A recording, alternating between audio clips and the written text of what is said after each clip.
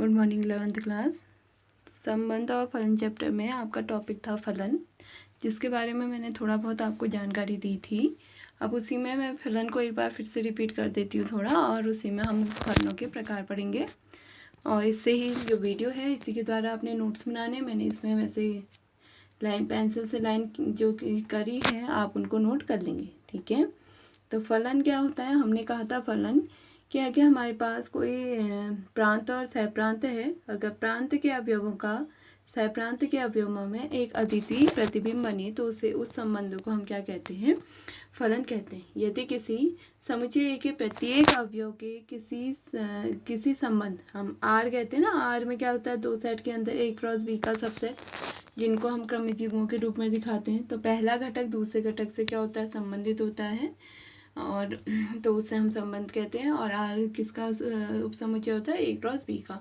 तो उसी संबंध को हम फलन कहते हैं जब आर के प्रांत के अवयवों का सहप्रांत में अद्वितीय यानी एक ही अवयव क्या हो, प्रतिबिंब हो, तब हम उसे क्या कहते हैं, फलन कहते हैं। तो क्या है यहाँ पर, यदि किसी समुच्चय ए के प्रत्येक अवयव को किसी संबंध एफ द्वारा समुच्चय बी में के एक निश्चित और अद्वितीय अवयव से संबंधित किया जाए तो उसे हम उस संबंध को हम फलन कहते हैं। लिखना मैंने आपको सिखा दिया था, F mapping A to B. F को समुच्चय ए से बी में फलन कहते हैं। यदि फलन एफ के अंतर्गत ए के अवयव को, हमने ये भी बता दिया था कि जो ए होता है यानी पहला वाला सेट है, उसमें के अवयव को हम एक्स से दिखाते हैं, दूसरे के अवयव को हम किससे दिखाते हैं, वाई से दिखाते हैं। तो वाई बराबर हम क्या लिख के चलते थे, वाई बराबर एफ एक्स से प्रदर्शित करते थे, जिसका आरेख आपको यहाँ पर निरूपित किया गया है, राइट। फिर इसी में आपका आता है प्रत्येक फलन एक संबंध है। ये मैंने अब स्टार्टिंग जब हमने फलन की कही थी उसी में ऐसा कहा था कि फलन एक ऐसा संबंध होता है, कहा था ना। तो यानी प्रत्येक फलन क्या होता है, संबंध होता है, लेकिन प्रत्येक संबंध फलन हो जरूरी नहीं है। अगर क्वेश्चन 1 मार्क्स का आता है ऑब्जेक्टिव या फिल इन द ब्लैंक्स, तो आप उसमें ये याद रखिए कि जो प्रत्येक फलन होते हैं वो संबंध तो होते हैं, लेकिन प्रत्येक संबंध फलन नहीं होता है। अब हमने ऊपर देखिए चित्र में क्या कहा कि उपरोक्त चित्र से हम क्या कहते हैं, एक चीज और बताया था, y बराबर एफ एक्स। इसका मतलब है कि x का प्रतिबिंब किस में बना है, y में, यानी b वाले में बना है। यानी x f का प्रतिबिंब y है, x का f प्रतिबिंब क्या है, y है। y के अंतर्गत जो y के अंतर्गत होता है तो y का पूर्व प्रतिबिंब x होता है। y का जो पूर्व, अगर पूछा जाए पूर्व प्रतिबिंब क्या है, तो इस सेट का इसमें जो अवयव से रिलेशन होता है, संबंध होता है, वो उसका पूर्व प्रतिबिंब कहलाता है। यानी x का प्रतिबिंब y है तथा y के अंतर्गत y का पूर्व प्रतिबिंब क्या है, x है। तो इससे कुछ निष्कर्ष निकलते हैं कि यदि फलन a से b का एक फलन f है तो समुच्चय a के प्रत्येक अवयव का समुच्चय b में, समुच्चय ए के प्रत्येक अवयव का समुच्चय बी में एक क्या होगा, प्रतिबिंब अवश्य होगा। अगर प्रतिबिंब नहीं होता है तो वहाँ पर आपका क्या होगा, वो फलन नहीं होगा, ठीक है। परंतु समुच्चय बी के प्रत्येक अवयव का पूर्व प्रतिबिंब ए में होना आवश्यक नहीं है।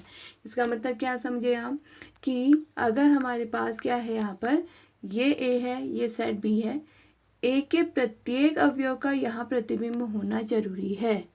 यानी अगर यहाँ 1 2 3 है ए में, बी में ए बी सी है, तो ए का 1 का ए, बी 2 का बी और 3 का सी प्रतिबिंब है। और अगर मान लो इसमें, और हम ये दूसरा ये कहते हैं कि परंतु बी के प्रत्येक अवयव का पूर्व प्रतिबिंब ए में हो जरूरी नहीं है। मीन्स इसका मतलब है कि ये भी मैं आपको वैसे बता चुकी हूँ कि बी में कोई अवयव आपका छूट सकता है, उसका वो ए के प्रतिबिंब, ए का प्रतिबिंब हो भी सकता है और नहीं भी, तो इसको हम फलन कहते हैं। दूसरा, समुच्चय ए के किन्हीं 2 या 2 से अधिक अवयवों का समुच्चय बी में एक ही प्रतिबिंब हो सकता है।